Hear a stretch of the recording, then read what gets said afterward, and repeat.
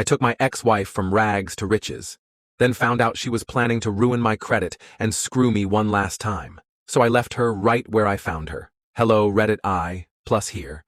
I still remember the first time I saw Elise. It was 6 years ago, late November, during a bitter cold snap in Chicago. I was a junior account executive at a mid-sized publishing firm.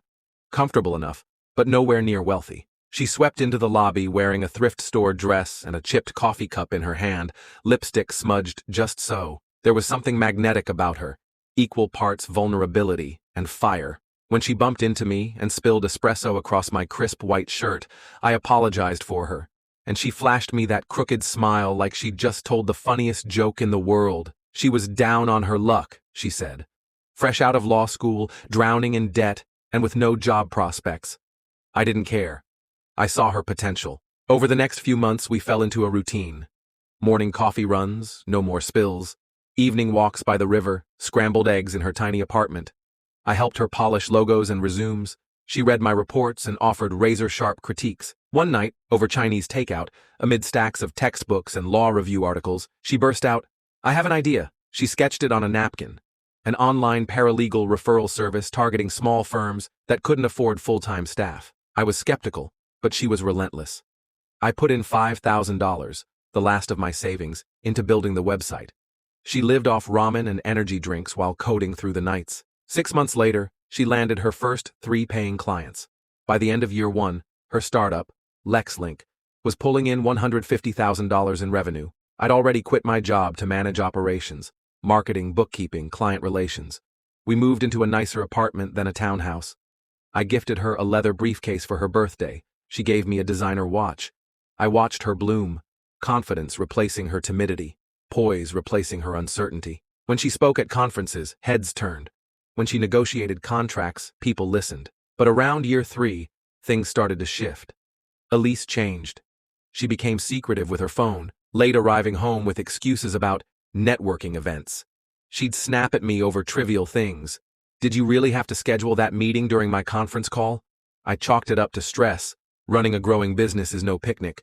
Until I noticed odd charges on our joint credit card. Anonymous wire transfers. Luxury shopping sites I'd never heard of. When I asked, she'd laugh and say, "I've got it under control." My gut clenched. I started checking more months back. She'd maxed out a second card in my name. I confronted her. Her voice went cold. "I needed autonomy," she said. "You're suffocating me." I didn't sleep for days. I dug deeper, downloaded financial statements, hired a forensic accountant friend as a favor. What we uncovered was astonishing. Elise had quietly opened multiple lines of credit in my name, cards, small personal loans, even a subprime auto lease, totaling over $200,000. She'd funneled half back into the business as loans, and the rest vanished in high-end fashion, luxury vacations, and cryptocurrency gambles. And there was more. She'd drafted documents to dissolve the business and transfer ownership to a shell company she controlled, set to execute the day after our planned anniversary trip. She was going to tank my credit, take the company, and vanish. I arranged to meet her at our favorite cafe, the same place where we first met. I walked in, heart racing, like a man heading into battle. She was waiting, sipping coffee, flawless as ever. I laid the papers on the table. She stared at them for a long moment. Then her eyes went cold. "You think you own me?"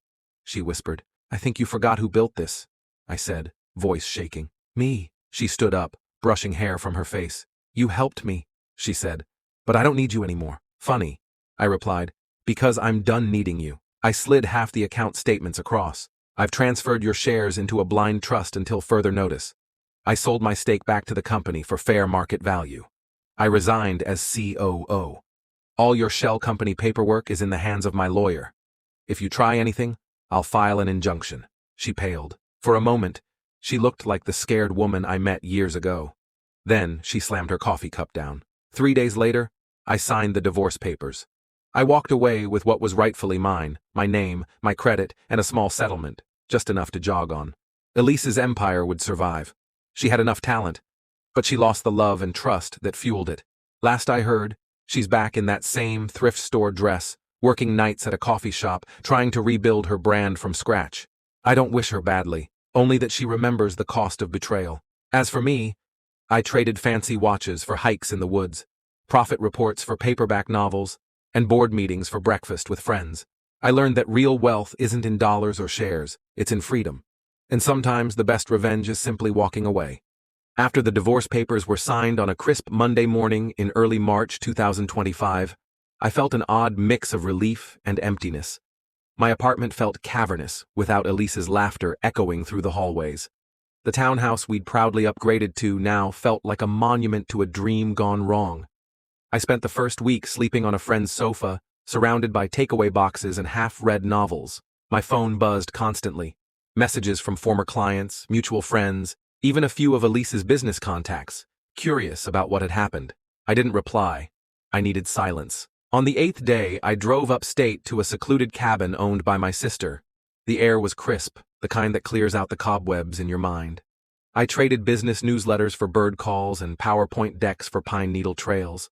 I journaled every morning, not about invoices or KPIs, but about hope, about forgiveness, both for her and for myself. One afternoon, while hiking near a frozen creek, I remembered how Elise had first pitched her idea on a napkin. It struck me. I still believed in building something from nothing. Only this time, it would be on my own terms. I sketched in the snow a mobile app called Second Chance. It would connect entrepreneurs who'd experienced business setbacks with mentors and investors willing to take a calculated risk. The tagline popped into my head: everyone deserves a shot at redemption. I called my old accountant friend. He agreed to help with the financials. By the time I returned to the city, I had a rudimentary business plan. I rented a tiny co-working desk, dusted off my laptop, and started coding the landing page. 3 months later, at a tech meetup, I demoed Second Chance to a small crowd of investors. The feedback was overwhelmingly positive. A seed fund manager handed me his card and said, "Let's talk." That night I walked alone to the riverfront where Elise and I had taken so many evening strolls. The city lights shimmered on the water. I closed my eyes and let the wind wash over me, felt the tight knot in my chest finally loosen. I didn't hate Elise anymore. In fact, I recognized that every story, even ours, carries lessons. She taught me strategy, tenacity, and the exhilaration of turning vision into reality. But I was wiser now, equipped with boundaries and self-respect. Today, Second Chance is in beta with a growing community of rebuilt and rebuilding founders. My credit score is pristine, my faith in people cautiously restored, and my calendar filled with coffee chats about resilience and reinvention. I still think of Elise sometimes, how she laughed, how she fought, and how she fell. I hope she's found a way forward too, that she's learned the value of trust, and that her thrift store dress has been replaced by something that fits her new journey. As for me, I walk forward unburdened, the past behind me, the horizon wide open. Because the best stories aren't about how you fall, they're about how you rise again, and mine is just getting started.